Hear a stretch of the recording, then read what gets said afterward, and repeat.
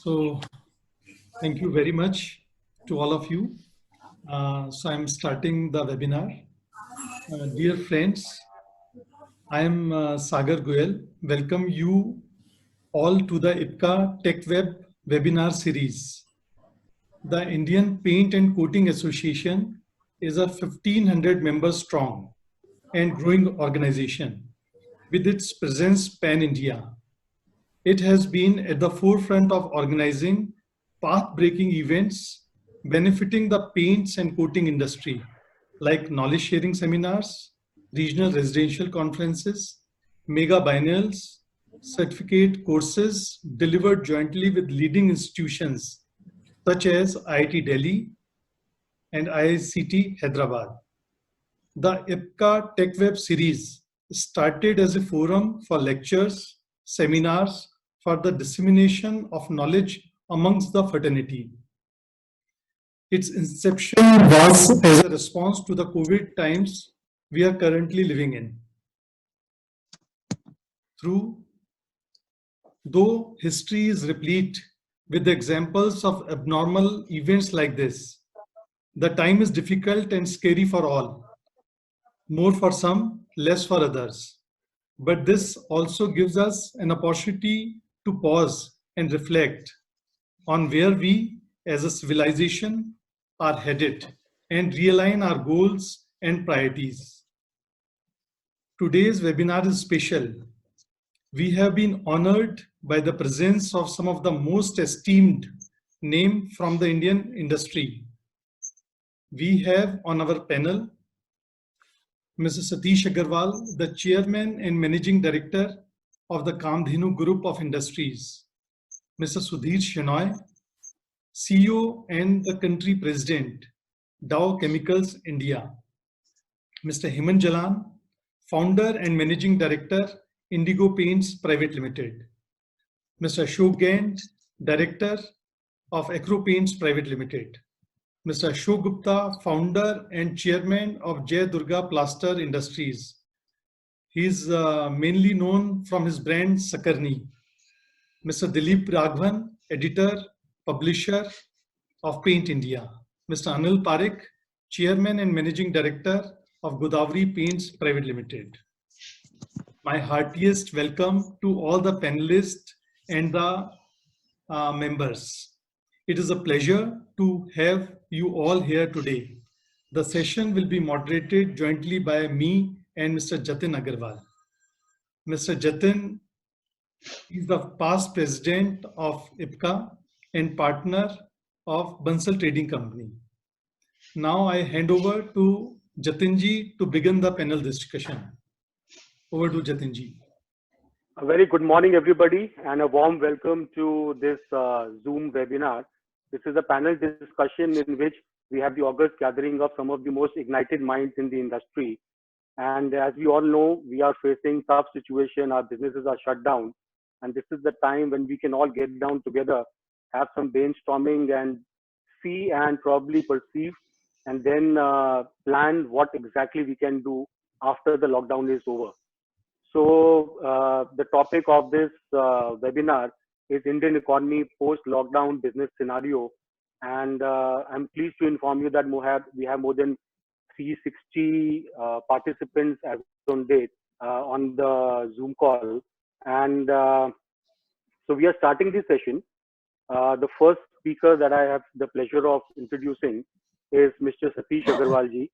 Mr. Satish Agarwal ji is the chairman and managing director of the Kamdhenu Group and is the prime driving force behind the company's seamless progress. Mr. Agarwal is gold medalist from IIT Banaras Hindu University. He is instrumental behind initiating the franchisee business model, thereby contributing towards the tremendous growth of the economy. With more than 70 manufacturing units producing products like PMT bar and paints, Kamdhenu has a turnover of over rupees 12,000 crores. A warm welcome, Satish ji. Satish ji, अब lockdown हमारा खुलने वाला है, कुछ उम्मीद है कि government इसको जल्दी ही खोलेगी. आगे जाके पेमेंट्स का क्या सिचुएशन रहेगा? आगे क्रेडिट टर्म्स के अंदर हम लोग क्या समझ सकते हैं कि डीलर से हमको पेमेंट्स का फ्लो कैसा रहेगा, और मैन्युफैक्चरिंग प्रोसेस के अंदर जो सोशल डिस्टेंसिंग की बात गवर्नमेंट ने कही है, प्लस कम नंबर के लेबर के साथ, स्टाफ के साथ मैन्युफैक्चरिंग के अंदर, ये कितना डिफिकल्ट रहेगा, और आगे आपकी क्या गाइडेंस है टू द इंडस्ट्री, और आप आगे कैसे प्लान करते हैं, how do we go about it? So over to you. This is my prompt. This is my request that you answer this initial question, and then of course we can take more questions. Over to you, Satish ji. धन्यवाद जतिन जी, और मैं आइपका का धन्यवाद देना चाहूँगा, मुझे opportunity आप लोगों ने दी और सबसे पहले बोलने के लिए समय दिया है। देखिए, बहुत टफ टाइम से इंडिया और पूरा वर्ल्ड पास हो कर रहे हैं हम लोग, और लॉकडाउन के बाद का जो समय है, हमें लगता है एज इंडस्ट्री कि बहुत ही क्रूशियल और बहुत ही टफ होने जा रहा है। अभी सिर्फ जान बचाने की चिंता थी सबको, और पिछले 1.5 महीने में इंडस्ट्री ऑलमोस्ट स्टैंड स्टिल पे आ गई है। और जो बात आपने मेरे से कहा कि पोस्ट लॉकडाउन किस तरह से मार्केट में लिक्विडिटी के इश्यूज और सेल्स के इश्यूज वो कैसे आने वाले हैं और किस तरह से हम लोगों को एड्रेस करेंगे।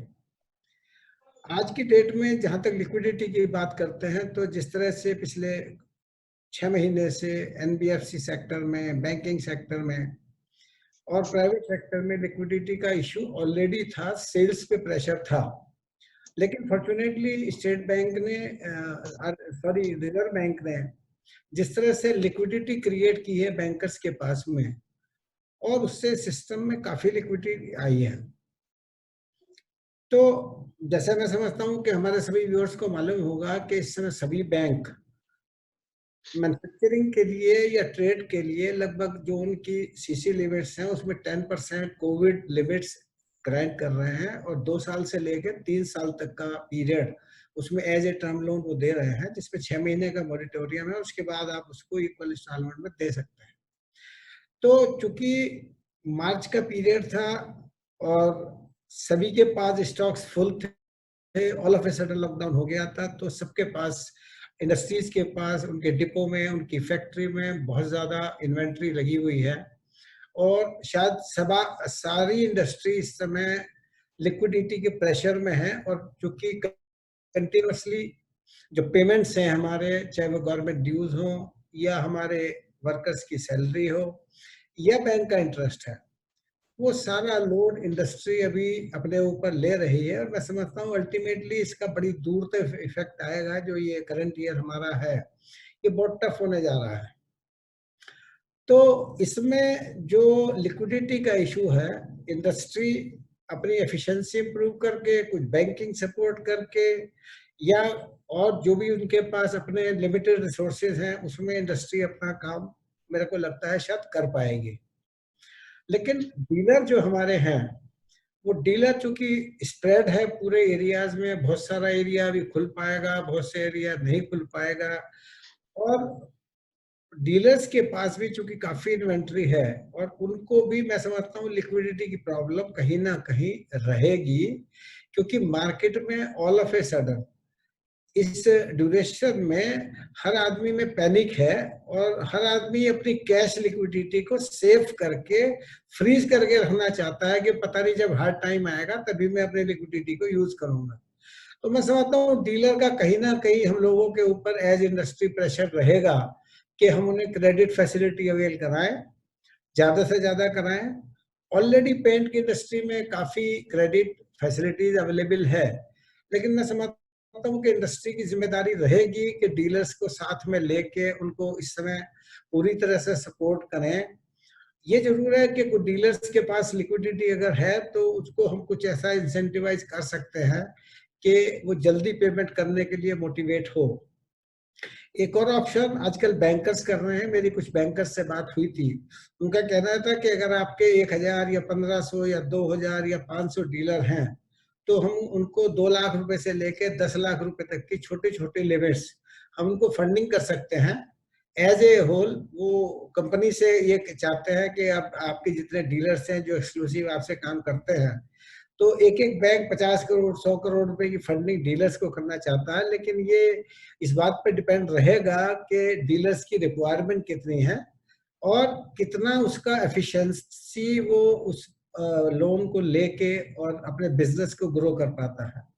क्योंकि अनड्यू प्रेशर इंटरेस्ट का, चाहे इंडस्ट्री हो या ट्रेड हो, अभी इतना कम्पिटिटिव हो गया कि उसको लोड को बियर करना हर एक के लिए थोड़ा सा मुश्किल है। फिर भी मैं समझता हूँ कि लिक्विडिटी का बहुत ज्यादा इशू नहीं रहेगा, क्योंकि मोस्टली डीलर्स अपनी सेल्स कैश पे करते हैं। रिटेल में जो गांव में है, कस्बे हैं या छोटे छोटे शहर हैं, प्रोजेक्ट्स को छोड़ दें अगर, तो जो रिटेल का काम है वो मोस्टली कैश है, या जो ठेकेदार को देते हैं वो भी उनको पेमेंट 10-15 दिन में मिल जाती है। उतनी फैसिलिटी इंडस्ट्री ऑलरेडी डीलर्स को देती है। तो मेरे को लगता है कि जो भी और फ्यूचर्स में रिक्वायरमेंट आएगी उनको उसी हिसाब से हम लोग एड्रेस करेंगे। और एक पॉइंट आपने रखा था कि सोशल डिस्टेंसिंग इंडस्ट्री में जब हम करेंगे तो हमारी मैन्युफैक्चरिंग कैसे इम्पैक्ट होगी। देखिए, सोशल डिस्टेंसिंग अब हमारे लाइफ स्टाइल में आ गई है और हमारे को इसी लाइफ स्टाइल के साथ ही शायद मेरे को लगता है अगले 6 महीने या 1 साल हो सकता है जीना पड़े। हमें इसी की आदत डालनी पड़ेगी। फैक्ट्री में हमारे को पूरा कैंपस डेली 2 बार या 3 बार पूरा डिसइंफेक्शन करना, पूरी गाड़ियां जो व्हीकल्स होते हैं वो डिसइंफेक्ट करना, प्लस थर्मो स्कैनर, कंपनी में वर्कर्स को देखना, उनको पीपी किट भी कुछ पर्टिकुलर जॉब के लिए जहाँ पे है, जहाँ वो गाड़ियों के अंदर जाके उसको काम करेंगे उसमें उनको दे सकते हैं। प्लस जो भी जरूरत हमारी रहेगी इसमें, वो मेरे को लगता है कि हमें करना तो पड़ेगा, लेकिन अल्टीमेटली क्या है कि कुछ कॉस्ट ऑफ प्रोडक्शन हमारी इसमें बढ़ेगी, क्योंकि और प्रोडक्शन भी कुछ ना कुछ डेफिनेटली इम्पैक्ट आएगा इसमें, क्योंकि जब हम पूरे वर्कर्स को उस कैंपस के अंदर नहीं रख पाएंगे, कम लोगों से काम करेंगे, तो मेरे को लगता है कि वो हमारे को कॉस्टिंग थोड़ा जाएगी। लेकिन ये मैं समझता हूँ कि आने वाले 6 महीने, ये जो करंट ईयर है हमारा 2021, इसके लिए मैं मेंटली प्रिपेयर रहना चाहिए कि हमारी कॉस्टिंग थोड़ी आएगी। अब कितना हम इसको लोड कर सकते हैं अपने प्रोडक्ट के ऊपर या पास ऑन कर सकते हैं या खुद बियर करना पड़ेगा, इसी के अंदर हमारे को थोड़ा टाइम टफ है।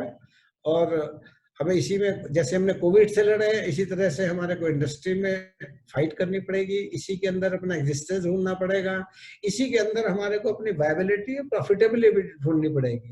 मैं समझता हूँ फ्यूचर तो बहुत कॉम्पिटिटिव है, आने वाले टाइम में इजी कुछ नहीं है, तो हमारे को अपनी कॉस्ट रिडक्शन पे ध्यान देना पड़ेगा। और मैं समझता हूँ कि इसी के बीच में रह के हमारे को अपना बिजनेस को जो है फ्लरिश भी करना पड़ेगा। ये बात जरूर है कि पेंट का फ्यूचर बहुत ब्राइट है। आज पूरे वर्ल्ड में इंडिया की तरफ देखना है कि इंडिया शायद फ्यूचर में वर्ल्ड को लीड करेगा। तो और जिस तरह से पेंट का कंजम्पशन अभी इंडिया में कम है पर कैपिटा, तो वो अगर बढ़ेगा तो मेरे को लगता है कि डिमांड हमारे यहाँ ठीक आएगी। ये जरूर है कि जो डिमांड अभी मार्केट में रुकी हुई थी, वो डिमांड अभी नेक्स्ट 15 दिन या 1 महीना डिमांड आएगी। एक बार तो डिमांड का प्रेशर हमारे पास रहेगा, लेकिन वो कितना सस्टेन करेगा वो इस बात पे डिपेंड करता है कि हमारा जो रियल एस्टेट सेक्टर है या कंस्ट्रक्शन सेक्टर है, वहाँ कितना पैसे का इनफ्लो गवर्नमेंट के थ्रू या और एजेंसीज के थ्रू, एनबीएफसी के थ्रू आता है, रियल एस्टेट कितना फ्लरिश करता है, तो उस पर डिपेंड करेगा कि पेंट की रिक्वायरमेंट कितनी रहती है। ये बात जरूर है कि जो 15% की पेंट की ग्रोथ एनुअल आ रही थी, हमें लगता है कि 1 या 2 महीने के बाद वो ग्रोथ हमारी मेंटेन करेगी। हमें उसके लिए अपने आप को प्रिपेयर करना चाहिए। Thank you, Satish ji. Thank you so much for your inputs. अब मैं सुधीर शिनॉय जी से क्वेश्चन पूछना चाहूँगा। पहले उनका इंट्रोडक्शन देता हूँ। Mr. Sudhir Shenoy, he is the CEO of Dow, a global material science company with a sales of over 1.2 billion US$ in India. He has played a key role in transforming the company from a commodity-led business to one focused on higher growth in a consumer-driven market. Sudhir ji is passionate about driving sustainability and circular economy. He is currently the Vice Chairperson of Western Region, American Chamber of Commerce in India, and serves on the National Executive Board. He is a passionate marathon runner, cycler, and trekker as well. The prompt of today's discussion to Mr. Shenoy is, after the lockdown is lifted, how do you see India placed in the global business scenario? Good morning. Thank you, Sagarji. Thank you to IPCA for giving me this opportunity. I will speak in English. I saw some chatter saying that I guess there are members across the country and English might be the most common. In any case, Hindi थोड़ा मुश्किल ही होगा मुझे. But बीच-बीच में बम्बई का हूँ तो हिंदी के 2-4 शब्द आ ही जाएंगे. But I'll try to stay in English. So, thank you. So my perspective might be slightly different because obviously I come from a large multinational corporation type of background where our outlook, our challenges might somewhat be different to a lot of the small medium enterprise that is represented in this forum. Right. So for us, let me start that we have gone through a lot of crises. Dow is a 127-year-old company now, and we have seen a lot of crises, but this is unique. Even in our lifetime, this is unique because this is one scenario where neither do we understand the problem completely, neither do we understand the solution completely. We understand part of the problem, the issue with COVID-19, the infection, the relatively low mortality, but the high infection nature. We understand a little bit that social distancing might help kick the can down the road or defer the problem, but it doesn't solve it completely, and it will potentially not be solved until either a vaccine or perhaps a cure is available for something like this, or there are other factors like heat and temperature which will automatically destroy, or it mutates and destroys. But we don't know at this point in time. So there's a lot of unknowns on both sides, which creates a lot of uncertainty in terms of how we deal with a scenario like this. So the best approach that we like to look at it is to do various scenarios, right? You prepare yourself for various scenarios. You try and figure out using the best of understanding you have from science, technology, and from other experts around the world to determine what is the most probable scenario, which can keep changing because it's a very dynamic environment and you have to keep reassessing yourself. So I just to start from an India perspective, right? What have we seen already in the last 30 to 40 days, right? We've seen almost a 24-25% decline in power consumption, 60% decline in fuel consumption, 35% decline in exports in March, 30% decline in imports, and so on, right? You see auto sales down from anywhere from 35 to 85% from an already very low base. I mean, auto was struggling well before this happened. And from that base, already it is down another 30 to 80%. Steel is down by 20+%. The only industry which has done well really is pharma. Pharma is up by 9 to 10% in this period, and you can understand why, right? So demand growth from our perspectives is typically linked to a few factors. So it's a function of the health of the stakeholders, which primarily includes households. So people like you and I and our households, corporates, financial institutions, and government, right? And unfortunately for us, this crisis is coming at a time when all of these four groups of stakeholders in our country are not at its strongest, right? If this had happened 2 years ago, when our economy was still growing at 6.5–7% of the GDP, we could have perhaps been able to fight this off much better than the position that we find ourselves in. Today, we realize that the government has limited weapons in its armory to take on additional debt, to take on a much higher deficit, and so on. So it is going to create limited opportunities. The other piece is foreign investment now is a double-edged sword. You can consider one is obviously it's becoming a very protective environment. Every country is trying to protect its domestic stakeholder group, whether it is Trump or whether it is anywhere else in the world. We will see that at least short-term surge. But from a medium to longer term perspective, that global capital still has to flow somewhere. And I think it offers India an opportunity to be an alternative to China, as you've read in multiple parts. China isn't exactly the flavor of the month right now. And there's a lot of concern about very heavy dependence on, all your eggs in one basket with China. And there is a lot of countries, a lot of corporates and countries trying to de-risk their highly China dependent strategy to have an alternative. This crisis has proven that there is value in having an alternative sourcing, and India in that sense is perhaps the best place amongst anywhere else in the world to benefit from that. But I don't know that we are doing all the things right at this point in time to take advantage of that. Instead, my personal sense is we are fighting for the crumbs. We are so busy in protecting the crumbs that is available, we are forgetting that there is a much bigger cake outside that we should be preparing ourselves for.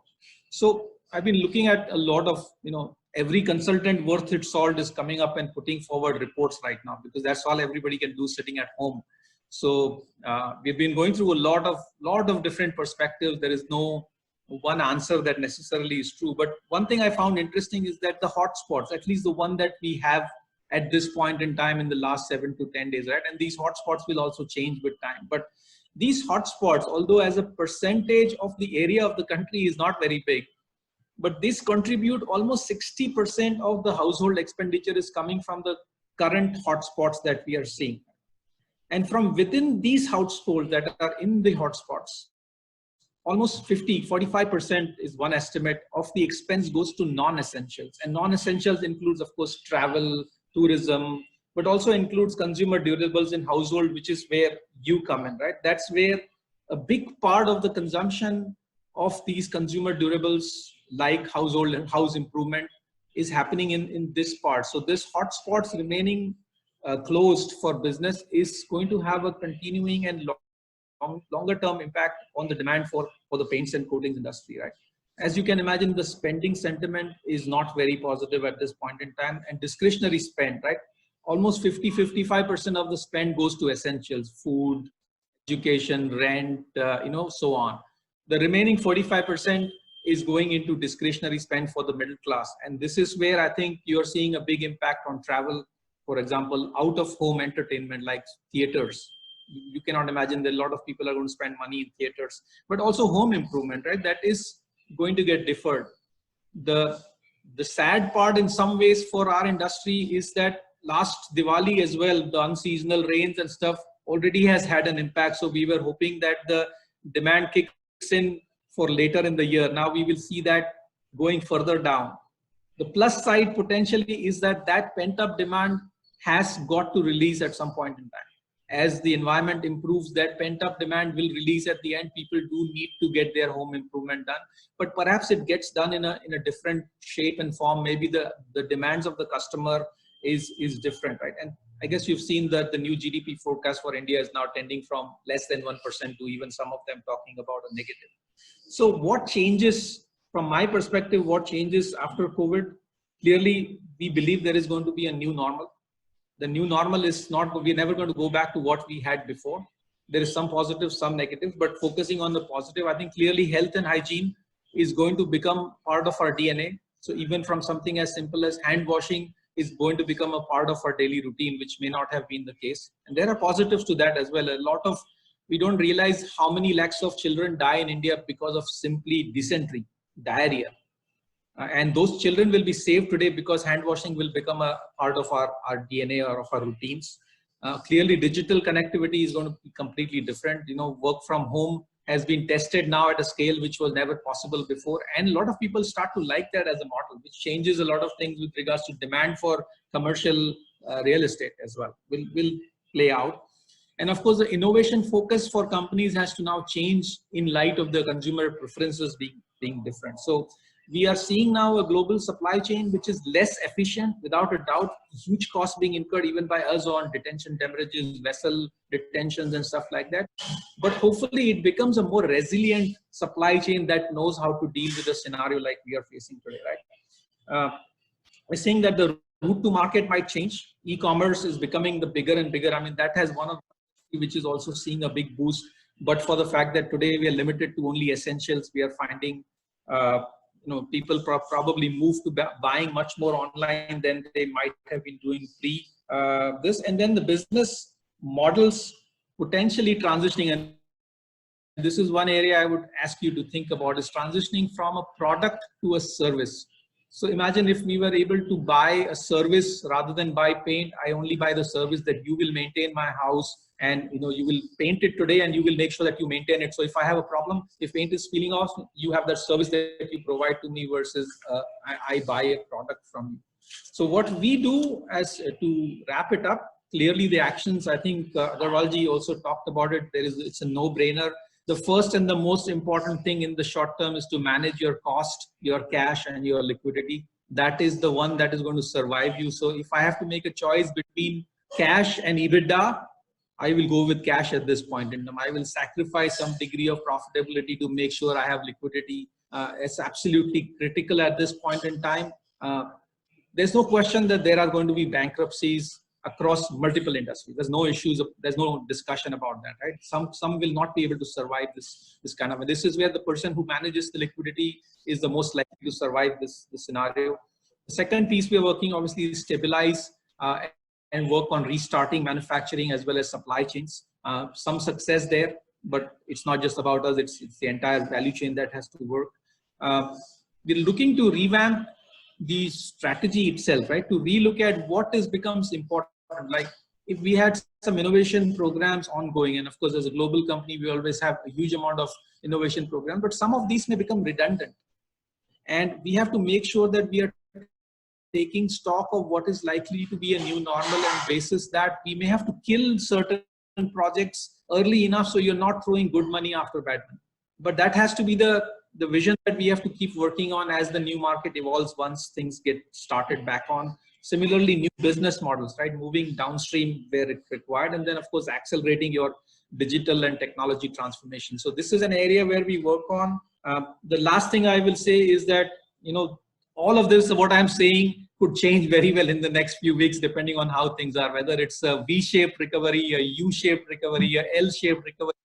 Every alphabet worth its name, there is a recovery model that is potentially possible today. So no one knows what happens. So I revert back to this serenity prayer, which I think all of us should learn. And if you haven't heard it before, it's a very simple one. It says, God grant me the serenity to accept the things that I cannot change. There is a lot of things that we cannot change in today's world. Grant me the courage to change what I can, and grant me the wisdom to know the difference between these two. So with that prayer, I will throw it back to you, Sagar.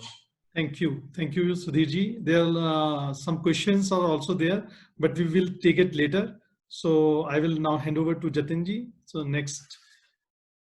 Just one question to Sudhirji. People are talking about U-shaped recovery, V-shaped recovery, and L-shaped recovery. What kind of a recovery do you see in the paint line in near future? And are you looking at a new, level playing field for the large scale companies and the MSMEs? What is your perception of it, sir? So I would be presumptuous to say that I have any great insights in terms of what shape of recovery is likely to be. If you ask me, my best sense of things is that it is going to be likely a wave-shaped recovery, where we will see some recovery and then some dip and then some recovery eventually. So think of it as like a U-shaped recovery, but with a little bit of ups and downs on the way back as we go forward, is my best assessment. I think the government is going to come out. See, you create more jobs than the organized sector, right? That is one thing that is understood by the government, that the MSME sector is the biggest job creator, and the need to protect this is the greatest. So I am hoping, and I'm reasonably confident, that a lot of the stimulus which has not yet been put forward by the government will come forward. Now, whether that comes in terms of one-time capital support for industry or more for consumer spending remains to be seen. But I do see, yes, clearly, I think if the MSME sector can evolve itself and focus on, also things like people will now want paint which potentially has health benefits, right? Or has antibacterial properties or stuff like that. So if you can evolve yourself to think beyond the most basic things, I think there is perhaps a greater opportunity. So maybe there is a need for a little bit more innovative thinking in the MSME sector as well, and perhaps looking at service model as one of the other things that I think would make a difference. That if you can provide that service, which I think you may be better placed to provide than some of these large organizations, I think those could find possible options. Beautifully said. Thanks a lot. Can I? A question from me to Sudhir bhai? Yeah, please. Please, sir, please. I just wanted to know if you can throw some light on your company's experience post-COVID in China. What was the impact? on the emulsion business, which is related to our industry? So Anilji, we are certainly seeing a substantial recovery in China. Honestly, I don't know the specifics of the paint, but I can certainly find out. If there is an interest, I can revert back. But I know that the demand is back to 2/3 to even 90% of what it was in the pre-COVID scenario. But remember, China is not a model that works everywhere else in the world. So I'm very careful with trying to use China as a comparative for anything else in the world, perhaps with the exception of Vietnam, because they can switch off factories and switch on factories like a switch. It is not going to work for you and I. And the ability for us to provide the kind of stimulus that is also remains to be seen what happens. So some of this is artificial because the government is, Chinese government is determined to not have a poor face in front of the world, that they collapsed and the world collapsed because of them. So some of it could well be only short term. Whether this remains beyond, time will tell. So mixed bag. Thanks a lot, Sudhirji. So now we move on, and our next, speaker and panelist for today is Mr. Hemant Jalan. Mr. Hemant Jalan is the founder and the managing director of Indigo Paints Private Limited, a manufacturer of decorative paints since year 2000. Indigo Paints has 3 manufacturing locations operating in 27 of the 29 states in India. Mr. Jalan did his BTech from IIT Kanpur, MS from Stanford University, and MBA from Chicago Booth School of Business. My first question to Mr. Jalan would be, after the lockdown is lifted, what will be the demand from the dealer network, and what kind of problems do you envisage in servicing this demand? We all know Mr. Hemant Jalan has been a guide and torchbearer and has been guiding the industry for a very long time. His growth story is very inspiring, and I request him to kindly take over and give us some, share some knowledge in this regard.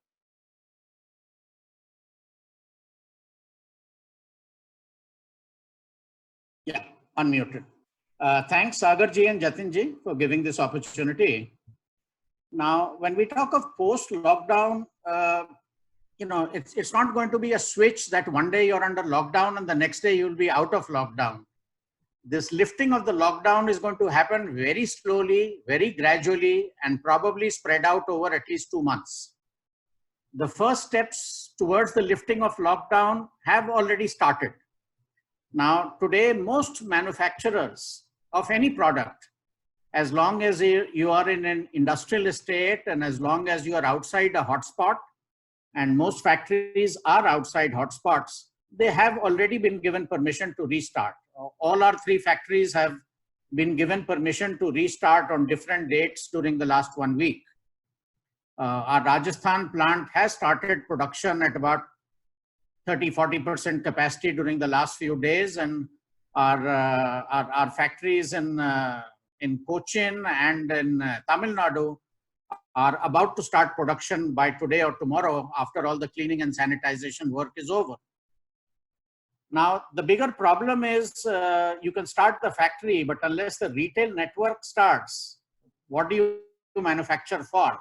As Satishji was saying rightly, that most companies are already flooded with inventory because the lockdown happened at the point of time when the sales were supposed to be the highest, the second half of March. So you do have a lot of inventory, and as long as the retail network doesn't open, who do you produce for? Now, in the last 2 days, some semblance of opening up of the retail network is visible. About 60% of Kerala has opened up its retail sector. With the exception of the northern districts of Kasaragod, Kannur and Calicut, part of Malappuram, and this morning they have placed 2 other zones under the red zone, 2 other districts. But still, I would say, more than half of Kerala is operational as of the last 2 days. About 40 to 50% of Karnataka has become operational. The state of Goa has become operational in retail network. And the small tiny state of Mizoram has become operational about 4 or 5 days ago. Now, some other states did announce some relaxations, like Gujarat announced something, Madhya Pradesh announced something and Uttarakhand announced some relaxation, but I don't see the implementation having happened on the ground. Now, when your very specific question, Jatinji, is what kind of demand should we expect when the lockdown is lifted, and what problems do we see in fulfilling them? Well, I think the moment the lockdown is lifted in any one part of India, you will see a surge of demand for about a week, because there is some pent-up demand which needs to be fulfilled, some urgent painting requirements, some sales that the dealer has quietly and surreptitiously done over the last 30 days. Many dealers in rural areas have operated their shops from 4 o'clock in the morning to 6 o'clock morning and have been doing some small amount of sale. So there is going to be a spurt of demand for the first 1 week after lockdown is lifted in any one part of India. After that, I expect the sales to drop very sharply. And I think Satish Agarwalji was also saying that you don't expect people to run out and buy a lot of paints in the near future. The focus of the consumer will be on buying essentials. And even if he or she has a painting need and some money to spare, they will probably postpone all discretionary spend for the next few months, because the customer is worried as to whether this virus will hit again or some other calamity will come, and it will take quite some time for the confidence to come back. Now, I think when the annual results of all the paint majors are out, I expect that almost all of them will show zero growth in the last financial year. They had all shown very good growth in the first quarter, declining growth in the second quarter, almost zero growth in the third quarter, and for sure, they will all come with negative growth in the fourth quarter, because everybody has lost half of March sales. So in the net total, I expect their sales to be either 0% growth, maybe 1% positive, maybe 2% negative, somewhere around that region. In this year, with virtually 1.5 months gone and the demand expected to pick up very gradually in the coming months, I think people would be very, very happy if they closed the coming financial year on par with the last financial year. And many may be happy if they close the coming year at a 5 or 10% negative growth, because that is a reality that we have to accept. So I expect that in May, whichever areas do open, and I don't think all areas will open, you will see demand coming back at maybe 30%, 35% level of what it should have been in May for that region. In case the virus does not strike us again, and in case we do not have to go for a second lockdown, this would probably slowly increase by 10 percentage points every month. And I don't think that it is before September or October at the very earliest, the demand would return to near normal levels. Now, during the next few months, we can expect some stop and go activity. Some parts of a state will open up on 3rd May. By 10th May, some other parts will close down as some more cases will come. So we will see a stop and start activity through May and June for most of the country is my expectation. Now, the other question that you had asked is, what are the problems that will occur in satisfying whatever demand is going to come? The problem is going to be of supply chain. Most of us have depots which exist in the large cities of the country.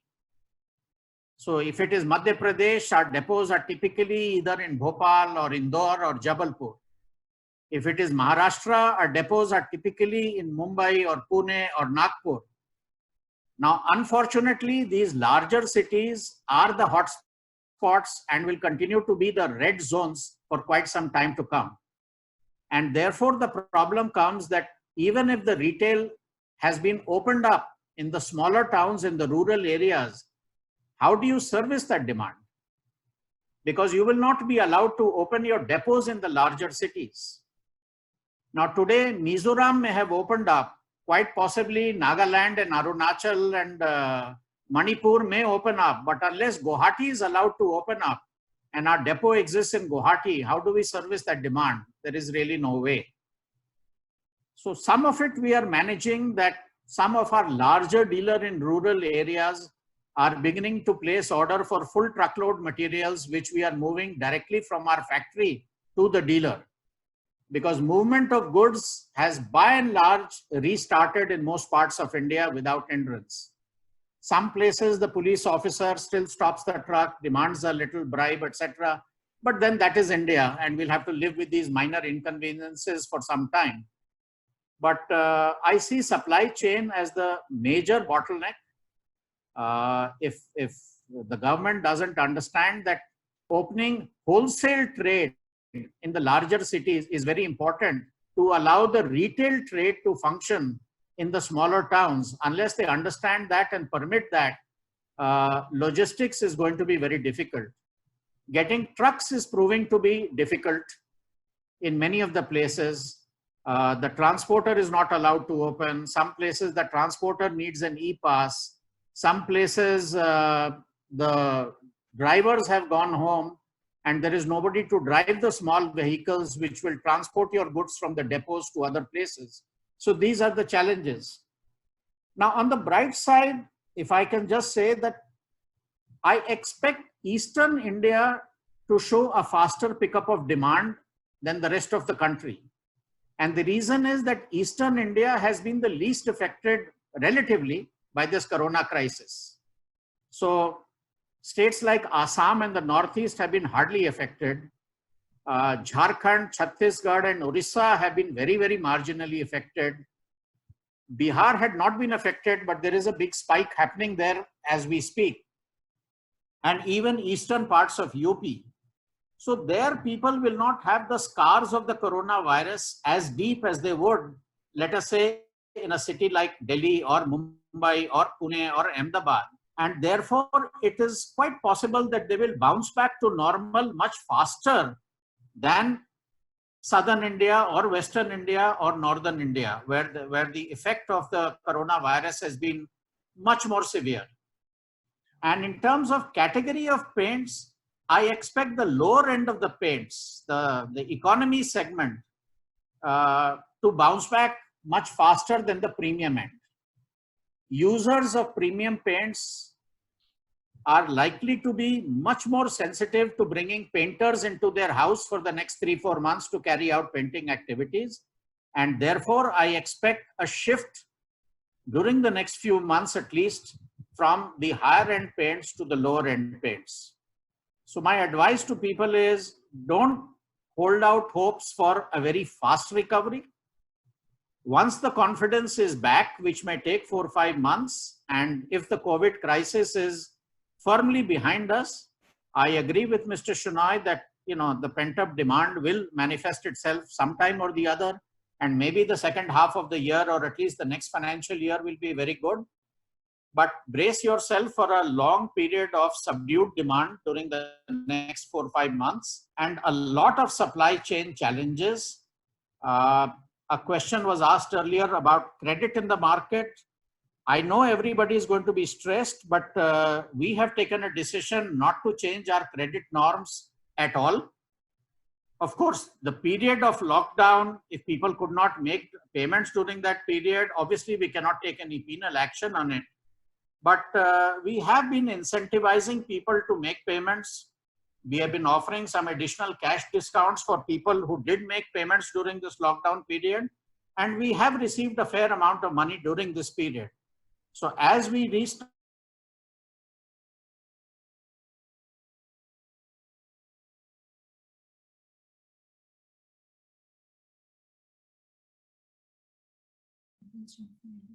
Hello.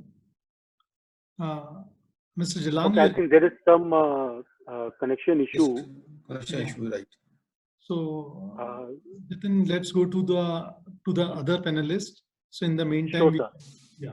Sure, sir. Sure. We'll wait for Mr. Jalan to join in. I think we would like to hear him and ask maybe a few questions. So moving on, the next panelist, is our very dear charter president of IFCA, past president and patron of IFCA, Shri Mr. Ashok Ganji. He needs no introduction for anybody who has been attending IFCA functions over the last, maybe a decade and two. Mr. Ashok Ganji is the director of Acro Paints. He is a commerce graduate from Delhi University and a postgraduate in business management.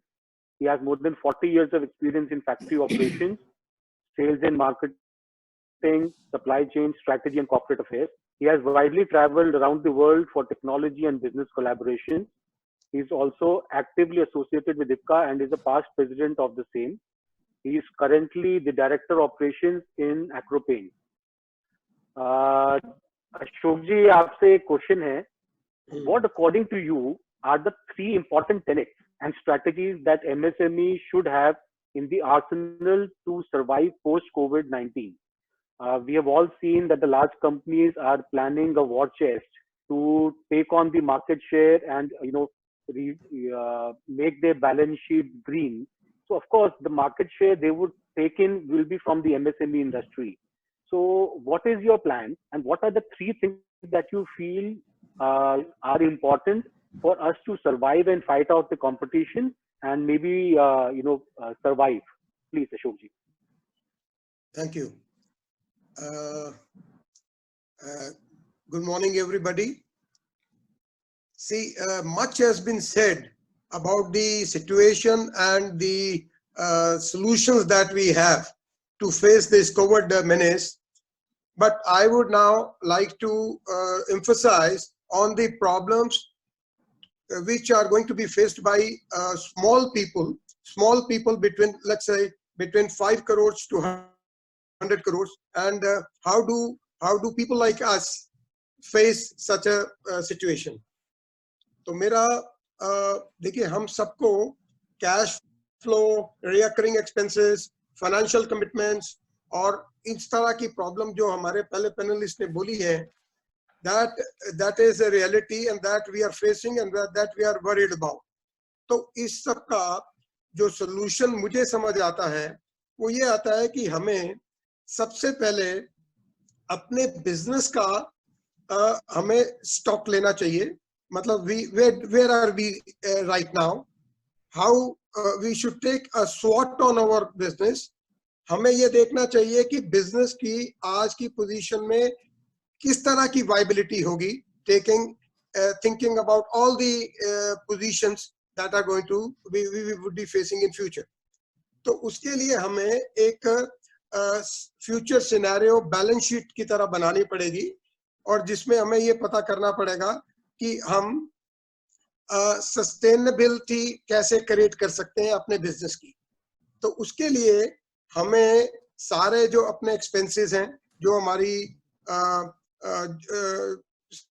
सारे हमारे जो expenses हैं और जो हमारी revenue scenarios आगे होने वाले हैं, तो उनको हमें एक बना के देखना पड़ेगा कि हाउ सॉल्वेंट वी आर. तो उसको देखने के बाद हमें रियलिस्टिक पिक्चर अपनी पता चलेगी कि वेयर आर वी स्टैंडिंग. तो उसको देख के फिर हमें ये जो खर्चे हैं हमारे, इसको हम कहाँ से कट कर सकते हैं उसको रिव्यू करना पड़ेगा. जो वेस्टफुल एक्सपेंडिचर्स हैं उनको कट करना पड़ेगा. मतलब हमें अपनी सारे सिस्टम्स, प्रोसेसेस वगैरह को रिव्यू करके उसमें से जहां लीन एंड मीन अपनी ऑर्गेनाइजेशन को बनाने की कोशिश करनी पड़ेगी. फिर हमें एक बेसिकली जो हम ग्रोथ के लिए कई बार हम बिजनेसेस, छोटे मोटे दूसरे बिजनेसेस में भी घुसने की कोशिश की है हमने, कि ताकि प्रॉफिटेबिलिटी या अल्टरनेट रेवेन्यूज को बढ़ाया जाए. उसमें आज का टाइम इस तरह का है कि हमें जो अपने कोर बिजनेस पे ज्यादा ध्यान देना चाहिए, जिसमें हमारी इतने सालों की हमारी इसमें एक्सपर्टीज रही है. इसके साथ एक और ऑल्टरनेटिव्स के साथ हमारे पास अब एक इससे ही बिल्कुल पैराडॉक्सिकली ये बोल सकते हैं कि मैं आपको कह रहा हूँ कि आप निश बिजनेसेस में भी जा सकते हो, निश प्रोडक्ट्स में जा सकते हो. निश प्रोडक्ट्स को हम स्मॉल स्केल या मीडियम स्केल के लोग हम निकाल के हम इसमें अच्छे प्रॉफिटेबिलिटी भी ले सकते हैं और यहाँ पे हमें बिगर कॉम्पिटिटर्स के साथ कंपटीशन कम करना पड़ता है। इसके बाद मेरा एक ख्याल है कि हम में से हर एक को we should lead from the front. हम थोड़ा सा ऑर्गेनाइज होके, हम आजकल अपने लोगों को, हमने अपने सीनियर मैनेजमेंट को या सीनियर स्टाफ को हमने काम दे दिए थे और they were performing it very well, but ये टाइम आ गया कि we should lead from the front, go to the market ourselves, read the market, उसमें देखना कि read the competition, read the customers mind, read जो हमारे पेंटर क्या चाहता है, डीलर क्या चाहता है, इन सारों को, इन सारी सिचुएशन को अपना ऑन द स्पॉट रीड करके we should take actions on that, we should take solutions on that. इसके बाद हमें इसके साथ ये सबसे बड़ी बात जो हमारे लिए आती है वो है कि हमारी decision making has to be very very fast. तो इसके लिए तो मैं ये चाहता हूँ कि जैसे अगर कोई आदमी हम में से अगर, हाय, am I audible? Hello? Yes. Right. Hello, Okay. Jatin ji, can you hear me? Yes. Okay. Hello? You're audible, sir. Hello? Hello, Ashok ji, you're audible. सागर जी, हाँ जी. I can barely hear you. या. हम आप भी मुझे हमें सुनाई नहीं दे रहा आपका।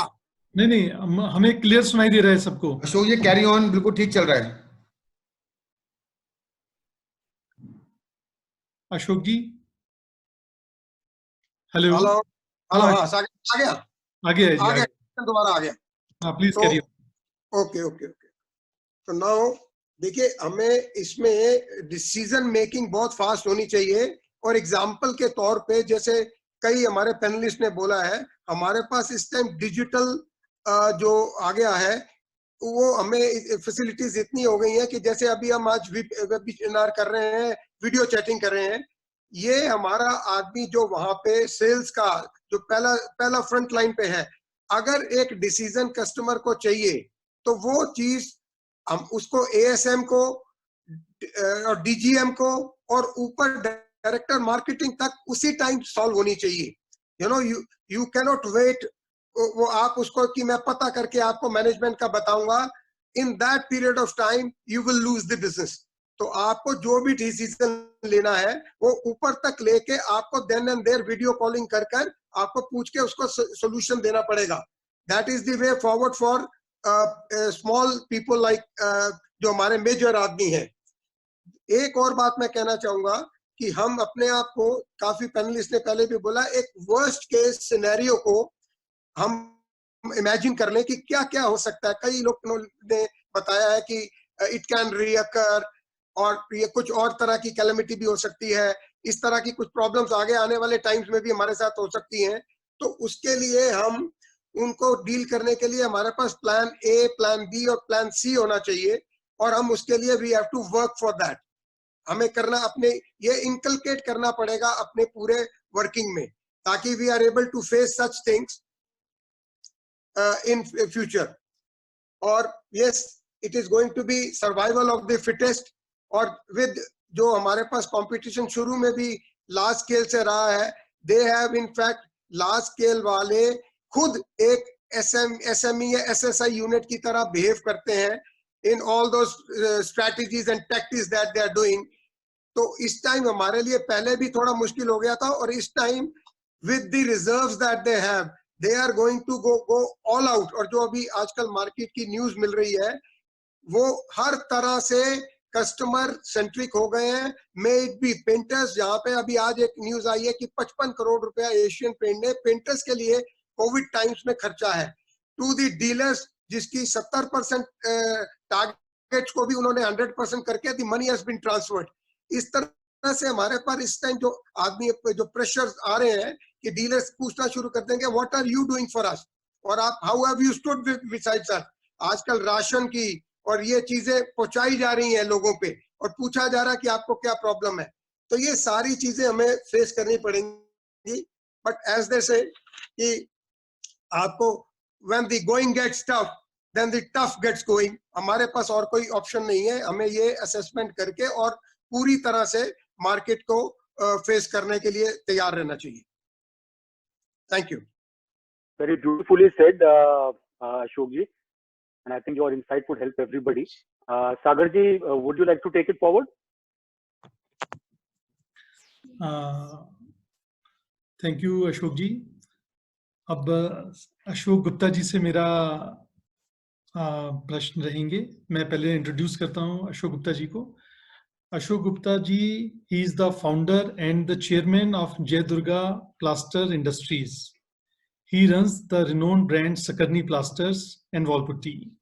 The company has a formidable name in the manufacturing of premium quality plasters of Paris, ready-mix plasters, wall putty, joint finish compounds and gypsum sheets, which are marketed under the brand name Sakarni through a vast network of 10,000 channel partners.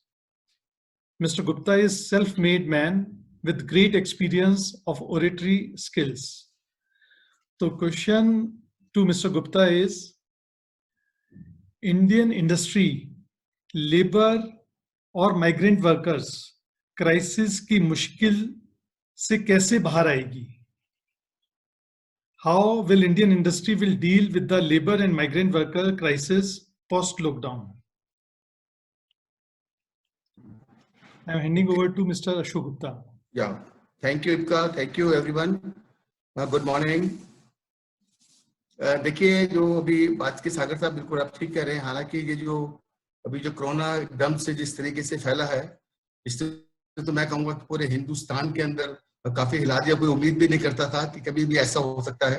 मेरे को भी लगता है कि आपकी हमारी life में कभी सोचेंगे कि इस तरह का माहौल भी कभी क्रिएट होगा. और नो डाउट ये काफी बड़ी अपने आप के अंदर एक प्रॉब्लम है. नॉट ओनली इंडिया में, अगर मैं बातचीत करूं वर्ल्ड वाइड में, तो काफी बड़ा चैलेंज इंडस्ट्री के लिए आ गया है. नॉट ओनली इंडस्ट्री के लिए, सभी के लिए. देखिए ये काफी बड़ी प्रॉब्लम है, नो डाउट. ये एक एक्सटर्नल प्रॉब्लम है और इसको मुझे लगता है सिर्फ फेस करने और इसको हैंडल करने के अलावा कोई ऑप्शन हमारे पास नहीं है. इससे पहले मैं एक चीज शेयर करना चाहूंगा. एक्चुअली क्या है कि ये चाणक्य कहते हैं कि जब दुश्मन अदृश्य हो, जब नजर ना आए, तो उसको छुप जाने में ही बेहतर है. जिस तरीके से अभी ये जो डिसीजन लिया गया कि लॉकडाउन का, मुझे लगता है इससे बढ़िया नहीं हो सकता था. और इमीडिएटली लॉकडाउन इंडिया की जिस तरह से पोजीशन देख रहे हैं और वर्ल्ड वाइड में कंपैरिजन किया जाए, सिर्फ और सिर्फ यही इसका जो डिस्टेंसिंग, सोशल डिस्टेंसिंग का जो पार्ट था, जिसकी वजह से काफी, मैं तो कहूँगा ओवरऑल काफी सेफ और काफी, क्योंकि इंसान का जो लाइफ है वो हमारे लिए ज्यादा जरूरी था बेसिकली इस फॉर्मेट में. अभी जो बातचीत मैं करूं, देखिए आपने अभी बहुत महाभारत अभी चल रहा है और जिस तरीके से महाभारत का युद्ध है, तो ये भी हमारे सामने अपने आप के अंदर एक युद्ध खड़ा हो गया आके. और मैं तो कहूंगा कि महाभारत का युद्ध वो 18 दिन में खत्म हो गया था और आज इसको करीब करीब लड़ते हुए काफी समय हो गया और अभी कहना बड़ा मुश्किल है कि ये युद्ध कब तक चलेगा. तो यानी कि महाभारत से भी बड़ा युद्ध हमारे सामने ये आ गया है. अब सवाल आता है कि साहब इस सिचुएशन में हमें करना क्या है. देखिए जिस तरीके से लॉकडाउन हुआ और नो डाउट एकदम से जो लेबर हमारा एकदम से जो है वो लेबर डिसबैलेंस हो गया, इंडस्ट्री डाउन हो गया, प्रोडक्शन एकदम से रुक गया. हिंदुस्तान के साथ में क्या है कि काफी बड़ा जो साइज है, मैं तो कहूँगा मोर देन 80% लोग ऐसे हैं जो रोज मजदूरी करते हैं, रोज कमाते हैं और अल्टीमेटली जो परमानेंट सेगमेंट नहीं है. तो उस एंगल से उनके बीच में एक दहशत पैदा हो गई कि साहब मेरी इंडस्ट्री, जैसे इंडस्ट्री एकदम से बंद हुई तो आम आदमी, आम लेबर के बीच में एक दहशत हुआ कि साहब ये क्या होगा, क्योंकि वो रोज कमाता है, रोज काम करता है और सिस्टम उसका रुक गया. और जिस तरीके से डेली टीवी चैनल मीडिया के साथ जुड़ा हुआ है और जुड़ने के बाद उसको समझ नहीं आ पाया था तो क्या होगा. और अचानक आपने देखा होगा बहुत बड़ी भीड़ अपने गांव की तरफ जो है 500-500 किलोमीटर पैदल ही दौड़ पड़े, क्योंकि उनको लगा कि यहाँ के बजाय तो मैं क्यों ना अपने गांव जाऊं, वहां पे मुझे सेफ्टी मिलेगा. तो उसको अपने आप को संभालना, समझना बहुत जरूरी था, क्योंकि अचानक लॉकडाउन हुआ, अचानक इंडस्ट्री बंद हो गई. तो एकदम से जो है बहुत बड़ा जो सेगमेंट था जो डेली काम करते थे तो लेबर का. और अब क्या हुआ कि जिस तरह से अभी पैनलिस्ट ने बोला, अभी मैं सभी से मैं सहमत हूँ इस बात से कि नो डाउट कि ये काफी बड़ा लाइफ चेंजिंग, जिसको बोलना चाहिए, एक परिवर्तन होगा हमारे लाइफ के अंदर। काम करने के तरीके में एक काफी बड़ा बदलाव हमें लाना ही पड़ेगा। अभी बार बार हम लोग बातचीत कर रहे हैं कि सोशल डिस्टेंसिंग, मेरे को तो ऐसा लगता है कि शायद जो लेबर वाला सेगमेंट है, जो इस लेवल पे काम हो रहा है इंडस्ट्री में, हालांकि नो डाउट ये सारी चीजें सिस्टम पे आएंगी, लेकिन हो सकता है इसमें काफी समय लगे। लेकिन मेरे को लगता है फिजिकली डिस्टेंसिंग वाला जो सेगमेंट है, ये हमें सिस्टम में बनाना पड़ेगा, क्योंकि लेबर क्या है, जब इंडस्ट्री सिस्टम में काम करती है, वो लोगों इस लेवल पे एजुकेशन लेवल नहीं होता है कि मुझे कैसे इसका प्रिकॉशन लेना है। क्योंकि लेबर क्या है कि आजकल इतनी फैसिलिटी नहीं है। आज देखा होगा हिंदुस्तान में या दिल्ली या बड़े शहरों के अंदर जगह बड़ी कॉस्टली है, और लेबर को प्लांट के अंदर रख पाना, क्योंकि 2,000-5,000 आदमी काम करता है सिस्टम के अंदर, तो उसके लिए क्या है कि फिजिकली डिस्टेंस और उस तरह का एक एजुकेशन लेवल वो डालना बहुत ज्यादा जरूरी रहेगा पूरे सिस्टम के अंदर। और जिस तरीके से ये सारा चैनल रुक गया है, तो मुझे लगता है तो काफी समय लगेगा, नो डाउट। हालांकि धीरे धीरे चलना शुरू होगा, सारी लाइफ पूरी की पूरी चैनल सिस्टम ये सब लाइन पे आएगा। लेकिन फिलहाल अभी कहना बड़ा मुश्किल है, क्योंकि मुझे लगता है कम से कम 3-4 महीने, तो क्योंकि लेबर एक ऐसा पार्ट है कि वो अभी डरा हुआ है, क्योंकि उसने अपनी कभी लाइफ में देखा नहीं था कि एकदम से अचानक ऐसे भी होगा। क्योंकि जब इंडस्ट्री बंद हो गई तो खड़ाक से उसको बोल दिया गया कि सर कल से आपका काम पे नहीं आएगा, मेरे पास पैसा नहीं है तो मैं कहां से दूंगा। क्योंकि स्मॉल इंडस्ट्री, छोटी छोटी इंडस्ट्रीज इस तरीके की हैं कि वो अपने आप में एक चैलेंज काफी बड़ा बन गया है, और जो मुझे लगता है ये समय पे जरूर आएगा और इसको थोड़ा समय लगेगा। और उसके बाद फिर क्या है कि लाइफस्टाइल तो चलना वैसे ही है, लेकिन अभी आज की डेट के अंदर कहना बड़ा मुश्किल है कि कितना समय इसको लगेगा और क्या इसका हालात रहेगा, जो मेरे को ऐसा लगता है। Thank you very much. बहुत बहुत शुक्रिया Ashok ji. I think you have describe the current problems beautifully, and आपका एक्सपीरियंस इनको हमको बहुत याद रहेगा। Our next panelist needs no introduction for anybody who has been there in the paint industry. He's the torch bearer for the industry in India and outside, and in fact, he hosts and as an MD and organizer of Paint India, which is the flagship event for India in the paint and coating industry. Mr. Dilip Raghavan. Mr. Dilip Raghavan is the editor, publisher of Paint India and responsible for delivering our industry's premium trade fair Paint India. He is also editor, publisher for 3 other titles for the chemical industry. He regularly represents India at international forums as a speaker and as an author. He is a close associate of IPCA and has been associated with IPCA since inception. My request to Mr. Raghavan is to answer a question. Do you foresee a shift in the percentage share of MSME and large-scale companies in the overall market share in paint and coating industry in India? So we all know that there is a tussle between the large scale and the medium scale. The percentages, keep on shifting depending on decorative and industrial segments. Few companies have an edge, which is very difficult for the MSME to match. But what do you feel that post-COVID, is there going to be any shift in those percentages? Also, please enumerate according to you. There have been certain very fast-growing segments like the powder coating or the wood coating segment.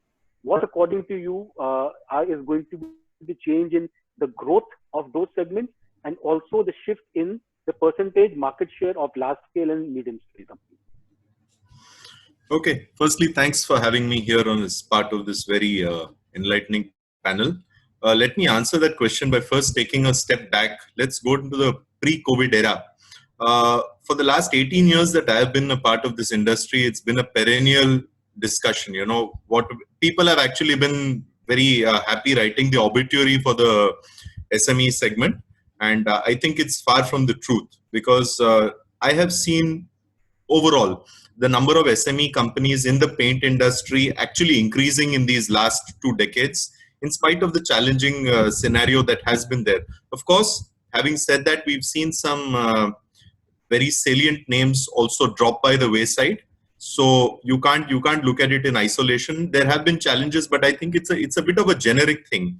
It's not specific to the paint industry, and it's unfair to say that the SMEs are actually a diminishing lot. one encouraging factor in the SME industry is we've seen the new generation actually entering the business, and that has provided a much needed boost for innovation. There's been an injection of enthusiasm and new ideas, which has held the small scale paint industry in good stead. So having established that, I think it's important to first understand this in the context of the fact that the SME is not going away in a hurry in any case. And if anything, I think there are bright prospects for the SME industry, with a few caveats and a few fine print, where the simple things like managing innovation, managing understanding your businesses better, creating a USP for yourself, these things are going to become very, very important in general. Now let's kind of dive a little bit into what's happening post-COVID, okay? I don't really think that the SME paint industry has significantly been impacted more than anybody else has. I think it's been, if you talk of supply chain disruptions, it's generic to the small scale as well as to the large scale. If you talk of retail and wholesale being affected, it's again true of everybody else. Again, the grass is always greener on the other side. So the small companies will always talk about, they have big cash reserves, but they have big cash reserves. The big companies have big cash reserves in the context of their big businesses. Your cash reserves might be smaller, but in the context of your specific businesses, it's probably the same as a percentage. If you try and draw a parity, normalize it in the context of your business, it's not very difficult. What if the big companies were to turn around and say, we are looking at larger fixed costs, we are looking at larger complexities and starting our operations in the permissions? Must also bear in mind the larger companies also run continuous operations, whereas the small scale tends to, again, I'm just making a general statement, the small scale runs batch operations, which is easier to switch and switch off and switch on. So I think this whole argument about trying to pitch it as small scale versus large scale is it's a bit defeatist in my view. It's more a question of how individual companies are going to react to this, how they're going to cope with this. They have to look inwards, understand their own business models, their strengths, their weaknesses, and those who are able to do it well will survive. Those who will not will struggle, and this would be true of any large company or any small company. So again, the fact is, I go back to what Sudhir said, the Serenity poem, or the Serenity quote that he said. There are certain things that we must accept. The large scale paint industry does definitely have an advantage in purchasing power parity. You cannot wish that away. We've been discussing it and we'll continue discussing it till the cows come home. It's not going to change. Obviously, for an industry where 67% of the whole system is vested in raw material purchase, they are definitely going to have an advantage. You can't wish that away. Let's not waste time discussing that. Let's not also waste time in discussing the fact that they have better supply chains, which they have better supply chains, better distributor networks that they have established over the years. This is not specific to COVID.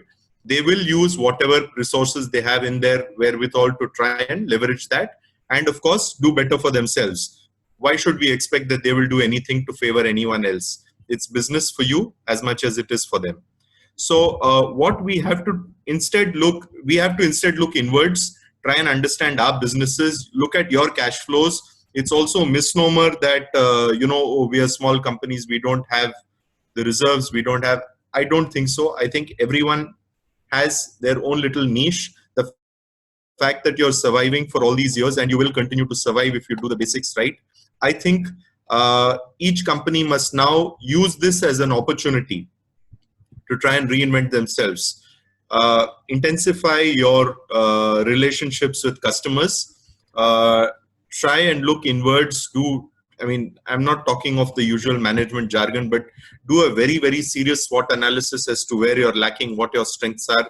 Play up those strengths, try and suppress those weaknesses, improve upon them.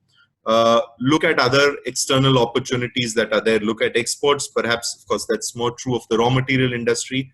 Look at exports. Try and look at how you can use digitization to improve the efficiency of your business.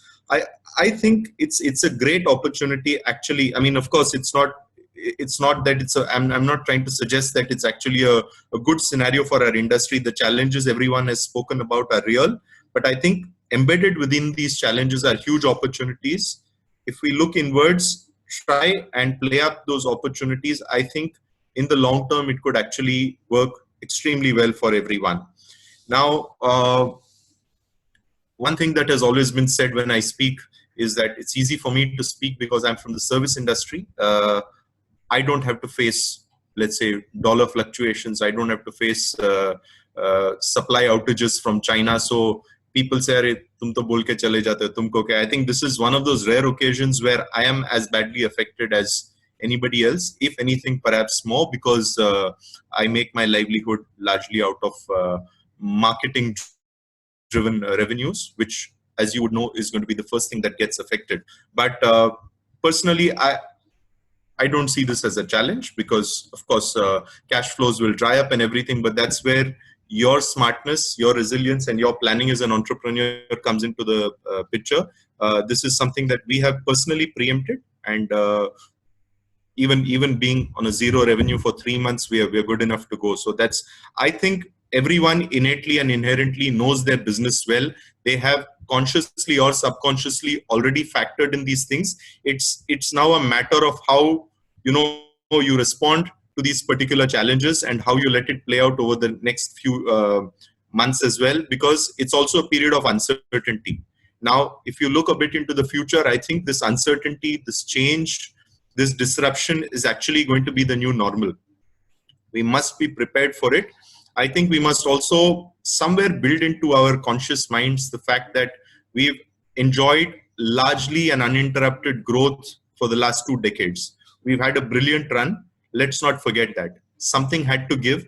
There is always going to be a correction. We cannot, hope to have grown at these kind of numbers perennially. There would have been some factor. Of course, it need not have been this dramatic. It need not have involved the loss of human lives. That's a different story. But I think this is a good checkpoint for all of us to introspect, look at our respective businesses, see how we can really, carve a niche for ourselves. Everyone has been so preoccupied by trying to understand, when is our factory going to start? What are we going to do with labor? And of course, these are real problems. But how many of us have actually tried to innovate? Of course, it's not easy to do that when your operations are shut. But I think many of us might have heard of the example of our common dear industry friend, Dr. Swapan Ghosh. Everyone was trying to struggle with what's happening with how are we going to start, how are we going to procure, how are we going to sell, how are we going to manage cash flows. This gentleman, who's also incidentally in the supply chain today, he has gone ahead, and there are a lot of citations in international literature. Please do look it up. He's actually on the path to a precursor to coatings that could actually help, mitigate the problems with COVID. So these are the kind of examples we should be looking at as inspirational models for all of us. Tough times do call for radically different measures. So I think trying to, have an existence where you try to just push on with the status quo is not going to help. There are going to be a lot of disruptions. We must be prepared for them. We must identify them, look into other geographies, look into other industries, see where those disruptions and opportunities are coming from. Many panelists and the media has also been speaking about how India could actually emerge stronger from this as a business destination. Because China is now definitely not the flavor of the month, as Sudhir said, and it's not the preferred global business partner for various reasons. Also, I think India has given a good account of itself in terms of its statesman-like outlook. So I think India will emerge stronger from this particular situation. We individually, as entrepreneurs and collectively as an industry, must be prepared for this opportunity. I also have a slightly contrarian view. Lockdown for more than a month now. We've actually started looking around our houses, taking a little more pride in our houses, taking a little more, paying a little more attention to what we're doing with it. So for the first time, I actually noticed the corners in my room, in my house, where the paint has chipped off. And that troubled me. After all these years, for the first time, that troubled me. So why don't we look at it as an opportunity where people are now, and of course, I'm not trying to romanticize the whole thing, but for the first time, I think people are going to look at their homes in a more aspirational sense. And that could be a huge opportunity, not only for the paint industry, but also for other industries which involve home improvement coming out of this. I would like to conclude on a slightly semi-philosophical note. As I said, we cannot come out of this particular phase, whenever that happens, trying to restore a status quo and trying to go back in exactly the same way that we did. I think it would be a huge lost opportunity for us as people, as a collective human race, because I think there are also signs that something is not quite right in the way we are conducting ourselves in business, in our daily lives. Sustainability, environment, now these have been, let's say, at best terms thrown in somewhere into conferences and into public reports. I think we all must look at it a little more carefully. We must redefine our priorities. Now, again, as I said, it's a bit of a contrarian view, but why must we necessarily try to aspire for X% of top line growth and Y% of bottom line growth? Why can't we have a different look at our business? You know, we want to pay our employees on time. We want to pay our vendors on time. We want to be companies that grow responsibly. We want to do well for ourselves, of course. We also want to innovate, contribute to the society. Once these parameters are there, and of course, you're not bleeding as a company, you're still profitable, you're still making money. I think if these basics can be set up in place, a lot of the number crunching that happened, it will continue to happen, because that's how you analyze your business growing ahead. But I think we must be an industry, and we must be a race of people that are now, you know, looking a little more at the outside world. And I think we must, you know, not become slaves to the Excel sheets that unfortunately we have become. So I'd like to end on that particular note. And also let me clearly re-emphasize the fundamental thing that was asked to me. Will the MSME sector struggle? Will it or will it continue to grow? I think it will continue to grow. It might not necessarily continue to grow at the cost of the large companies. I think the beauty of our paint industry is a peaceful coexistence between the large players and the SME segment. There will be a little bit of cannibalism here and there, but I think it's a good time for our industry in the long term, and for every player, whether small, large, industrial, decorative, irrespective of the geography. I see good times for our paint industry. Thank you. Thanks a lot, Dilip. One question. So, you know, all the countries are looking away from China. So do you see that the next Paint India would be the focus for the world, as they would be focusing in India for the paint industry? And what kind of changes you see in the exhibition model, specifically Paint India? Very briefly, if you can. Yeah, so two things. One, the first thing, let's look at it generally. It is going to be a big opportunity for India. How time will tell.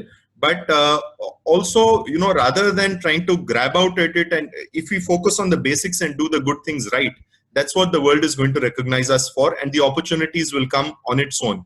If you try to respond to it saying, oh, we want to do this because we want to take this away from China, I think, you know, you're going to be putting the cart before the horse. Focus on your basics, do what you're doing right, you know, improve upon that, and it will already happen. It's not going to be such an easy thing, because our chemical industry, which is essentially what we are as a complex supply chain, somewhere down the line, our dependence on China is very firmly rooted. Maybe not the pigment, maybe not the emulsions, but the monomers, the intermediates, you know, they're all deep rooted in China. So it's going to take a very studied and strategic call, where the government also has to get involved. There has to be a chemical task force which has to identify these loopholes and opportunities more closely. And in the long term, we must be prepared for this. So I think the long-term prospects will be good for India, but it is going to call for a lot of work. As far as Paint India is concerned, as I said, I'm going to practice what I preach. We just try to do the best that we can. build in more value for exhibitors and visitors alike.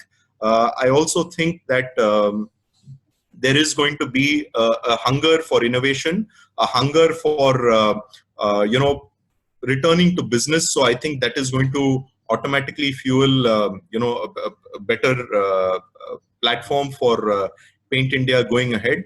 And I'm just going to treat it as a very organic kind of thing, and I'm not going to try and I'm not going to do a better show just so that I can spite China. If that happens as a byproduct of my doing well, I'll be happy about it, but I'm not going to do that. And as far as the innovations, yes, there is going to be, I have to be cognizant of what could happen in terms of the needs for social distancing, what could happen as the needs for increased sanitation. And of course, we've already started thinking about all of that. We're also getting our act in place for being prepared for a virtual model, not a pure virtual model, but a hybrid model, which would entail certain virtual elements also that can help add value to Paint India, and also ensure that we do not compromise on the health and safety of the industry on our platform. That was the fundamental reason why we took the difficult and the painful decision of postponing the show by a full year when we were just 10 days away. We were 99% prepared for the show. We could have just gone ahead with the show, left the rest to chance, and blamed anything adverse on COVID. Of course, that's not how we are too far emotionally invested and physically invested in this industry to do anything that would compromise on the business prospects or the health of our industry. So yeah, that's what it is. Very beautifully said, Dilip, and kudos to you and all the best for the next edition of Paint India. Our last panelist for today, and I may add that there have been a lot of requests for Mr. Jalan to continue. So if I may request him that after Mr. Anil Parekh, I would request Mr. Jalan to just continue and just finish off his beautifully drafted insight into the prediction of how the industry would be. So if he can just continue with us and speak for 5 minutes more, and a lot of questions are coming in from Mr. Jalan. So I would request him to please continue for 5 minutes after Mr. Anil Parekh. Mr. Anil Parekh is the Chairman and Managing Director of Godavari Paints Private Limited. He has 35 years of experience in paint industry. Under his leadership, Godavari Paints has been conferred with ET Now Best Brands in Paints for Real Estate Award. He holds a Bachelor in Science, a Diploma in Business Management, and a Diploma in Paint Technology. He is a very well-known figure, of course, the elder brother of Mr. Rajiv Parekh, and associated with a lot of chambers of commerce and associations. My question to Mr. Parekh is, would the institutional and real estate customer look for new innovative products post-COVID-19? And when do you feel the demand will return from the construction industry or institutional buyers for paints and coatings? So again, one of the most drastically affected industry apart from travel and airlines and restaurants and retail has been the construction industry till date. So आपका क्या view है पारेख जी, कब आएगी demand वापस और कोई नया product कोई वो ढूंढना चाहेंगे? Are they going to look for something new? Over to you, Mr. Parekh.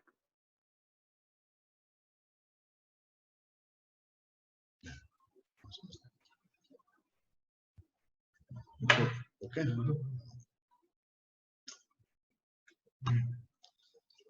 Good afternoon, friends. It is my pleasure getting connected with our paint fraternity family, and I should thank IPCA members as well as definitely my son Hardik, who has helped me a lot in making this presentation. I would like to share my thoughts on the impact of the construction industry on paint consumption. And today, before we talk of post-COVID scenario, I would like to take you through the snapshot of the construction industry in India and then take it forward. As our panelists and my friends have spoken a lot on various post-COVID points, number of my you can say points would be overlapping, but I would make it very brief and crisp. Now, we'll go. I have made certain slides in bullet points which you may go through, and I'll talk on that.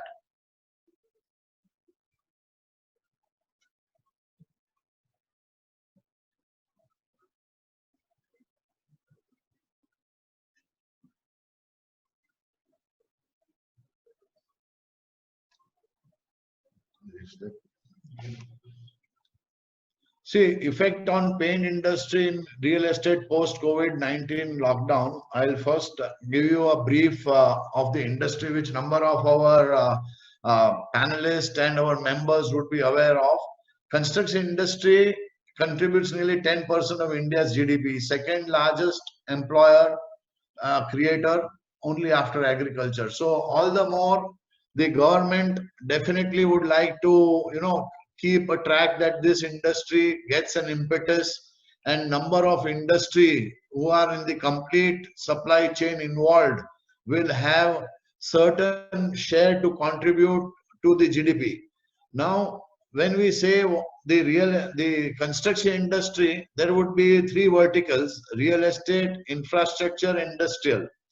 Now, under the different asset classes, we can classify them as residential, commercial, warehousing, retail, hospitality, and all these segments are one of the biggest revenue generators for government. Now we all are talking of post-COVID, but we Indians are very resilient. This industry has seen turmoils through times like demonetization, RERA, GST, oversupply, and now COVID. But as I said, we Indians are resilient. This industry has come out of all these disruptions. And now when we talk about the scenario today, what is government doing to at least keep the economy on track or moving? I would not say on track, but because the total industry or total world has come to a pause, something has to be done. And what I have heard and what I have read and discussed with the construction industry people are few points which I am putting forward. See, as per the Construction Skill Development Council of India, which estimates nearly 70% of the decorative paints are consumed by construction industry. Hence, what I see after COVID, this industry will play a very important role as to the survival of our paint industry. Government has already taken some measures to, give impetus to this industry or keep it afloat. The few of them I have noted over here: one-time restructuring of NPAs, restructuring of NBFCs, and government has launched a Swami Fund, which is to the tune of 25,000 crores, which is particularly for stressed assets. Stressed assets giving the last mile funding, wherein nearly if this 25,000 crores are given to the incomplete projects or stressed projects, nearly 2 lakh crores inventory will be in the market. And this also, there is a lot of opportunity for our industry to play a role over here. Reduction of repo rate, impetus on affordable housing, and this Pradhan Mantri Awas Yojana housing for all, which everyone is aware. All these measures will definitely give a positive impact after the COVID lockdown is over. Now, what I would suggest is, now today COVID-19 has brought the world to a pause and everyone is in a guesstimation mode. This situation has really created an unprecedented adversity of various kinds, which is bound to change the entire socio-economic fabric of all the countries. Behavioral changes are bound to happen, and we can observe in human beings from today. this situation has brought everyone back to their drawing boards, to rethink, re-strategize, then redesign their products and services. Considering this, during this lockdown period, we have been in continuous discussions with all the leaders of the construction industry and architecture fraternity to understand their mindset. Okay, what would be the situation after post-COVID? And after discussing with them the new normals of post-COVID, which number of panelists have already talked about, but we are speaking specifically regarding the construction industry. First of all, there will be a temporary contraction of demand. That is understood. But on the brighter side, when you study the various asset classes which we have just spoken about in the real estate, like hospitality is there, then your office, commercial, residential. Residential will definitely pick up very fast. Now, as I said, everybody is in a guesstimation stage, but everybody is positive that this particular segment, the residential segment, will start functioning. And certain, now when we talk about various zones, what we are talking about, where the work is on a grinding halt, number of sites have started functioning, though not at full-fledged. The requirements will definitely be postponed, but yes, demand will be there. And as we say, everyone is on the same page. There will be a contraction of demand. It is not that businesses will come to a grinding halt, but yes, people have to understand one thing very clearly. As Mr. Jalan also has put a point, this current year would definitely be good if people achieve their last year's what we call turnover, even with 15 to 20% lesser. Only it has to be seen that they stay afloat. Now, what the industry is talking about is focus on timely supply during this post-COVID times. They expect higher credit period because the chain of the functioning has been disrupted, and this is a temporary phase. And with all the measures which the government has taken, there is a lot of liquidity in the system. It is to see how we members can take the advantage of it through our working. Reduction on the pricing is imminent, and which everybody will have to, do their homework. As Mr. Gain put it, you have to have your plans in place, revisit your costing, and see how best you can be able to compete in the market. Now, due to shortage of manpower, automation is bound to come in the industry. I'm not talking only of the paint industry, but even in the techniques of construction, which we'll talk further. Intangible value addition, if we can give to our customers, then only we will be able to survive. And now the focus post-COVID will definitely be on customer-centric services and understanding their needs. Retention of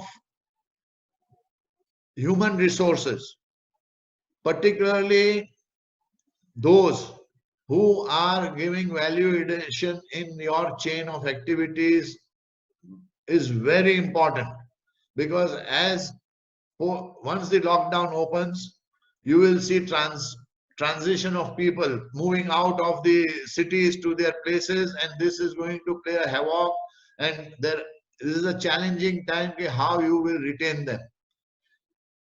People are talking, the construction industry as well, we as a paint industry, focus on sanitizing and hygiene process at all levels, not only on the production level, but throughout the supply chain. At the end of the day, the things will come onto the services also. that how these services will be redefined, how they will be able to cover up with this current situation of, this social distancing, disinfecting themselves, sanitizing at site. And these are all challenges and new SOPs which will be coming in place. When we talk only of the paint, the other side comes what as the expectation of the construction industry from the paint. See, today, construction industry thinking is also changing drastically. Everyone is thinking of going vertical. Vertical means they are expecting high performance coatings. Now, when Mr. Jalan was talking regarding, say, the bottom line or the bottom segment of our paints, yes, I would be definitely agreeing with him for the retail segment. But here it is the reverse. When we are talking with them, they are talking of new technologies, new products, new products. Like they are also talking with us, are we in a position to give something which will reduce the manpower, which will reduce the time in execution.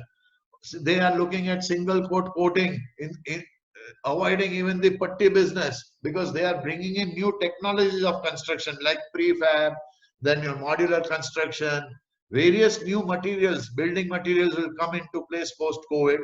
And this definitely our industry has to come forward and be so resilient and fast in adopting, understanding those building materials and giving them the right product.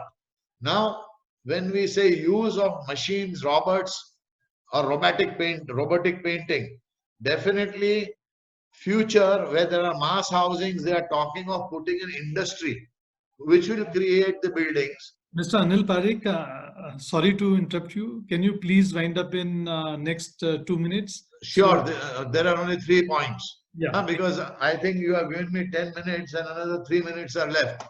Okay. Fine. So what are the expectations? Is this today they are even talking of new products and new technology in the service side by creating robotic painting, and that also not on site, it is off site. Green specifications are, of course, everybody is looking at. Considering this COVID, it is giving more importance. The product should be green and anti-bacteria and everything would be there. Coming to survival of our industry, particularly small scale or medium scale, we will have to adopt new SOPs as per the market situation and see that we grow in this adversity. Strong R&D base will be required within the system. It is not, okay, we have certain formulations, we work on it. This is not going to work now in the real estate industry. They are looking at technical transformations and new products and new technologies. I hope this is done, sir. Thank you very much. Thank you, Anilji, giving lots of insight about the construction industry and how we can bring more products for the survival of the SME sector. So now over to Jatin. My congratulations to Mr. Anil Parekh. It was a very well drafted presentation, and I think he has taken the pain to take us through what kind of issues and his predictions about future. My sincere congratulations to you, sir, and a beautiful presentation. One question has been posted by our dear friend Mr. Jaisal Parekh for Mr. Jalan. Mr. Jalan, it is obvious that the large companies will be aggressive to the point of poaching a sizable share of MSME business. You have been doing exceedingly well till now, but are you planning any changes in your marketing strategy to counter the threat, or any changes in your financial strategy? I don't know why he's probing into your business so much. I have no idea, but that is what the question is. And he is also inquiring about whether he can buy your shares in the next IPO.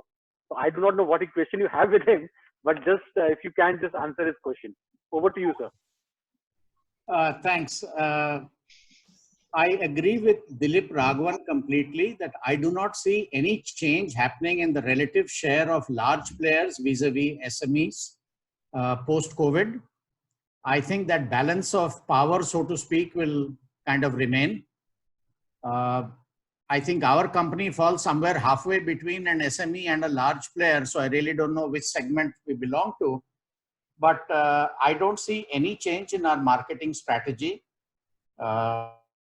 We have been growing well. And of course, I think that we will continue to, God willing, continue to do well. Of course, we will all have to adjust to a different growth rate, at least for the next year. That previously, if we were aiming at 30-35% growth rate, now if we can do 10-15%, we should be very, very happy, at least for the coming financial year. And as far as buying shares in our upcoming IPO is concerned, well, with all this COVID, I think our IPO is definitely delayed by at least 6 months. So I don't think it will happen in this financial year, but probably soon after that, depending on how soon we get out of this mess of COVID. So that's an answer to that question.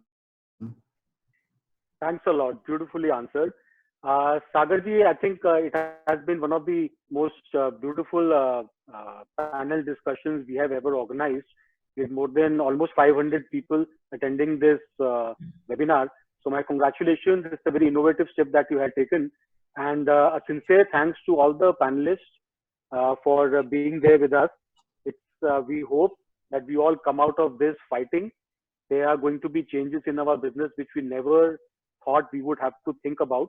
It's going like in Godfather, there was a quote that we have to go back to the mattresses.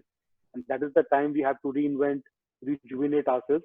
And we hope that today's excellent discourse and discussions and brainstorming and suggestions by industry leaders would help us a lot. So thanks a lot, everybody, for being with us patiently throughout the last 2 hours. We could have gone ahead and probably listen to these speakers for another half an hour or 1 hour, but I think we have already crossed all the discipline limits. But that is the beautiful part of it. When friends sit, we all have to gain from them. So a sincere thanks to Satish ji, Sudhir ji, Ashok Gain ji, Mr.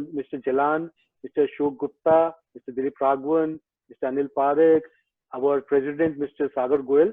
And over to you, Sagar ji, to conclude the session, please. Thank you, Jatin ji.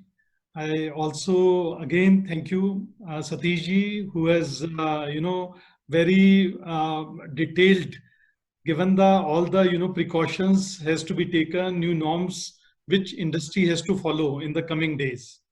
कि industry को कैसे चलाना है, क्या क्या precautions लेने हैं. और दिलीप जी ने भी बहुत बढ़िया बताया कि चाइना को चैलेंज के निगाह से ना देखें. आपके अंदर क्या कैपेबिलिटी है, build on your capabilities and go with your plans.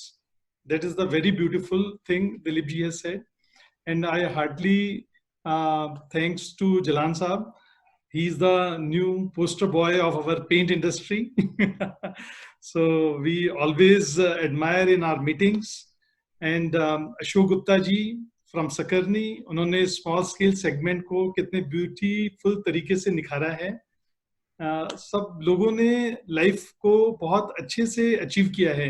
Anil Pareek जी जो कंस्ट्रक्शन इंडस्ट्री के अंदर अप्लाई सप्लाई में बहुत आगे हैं, और हमारे very very dear Ashok Gain ji, जिनसे हमें हमेशा इंस्पिरेशन मिलती रहती है to do something new, do better for the paint fraternity.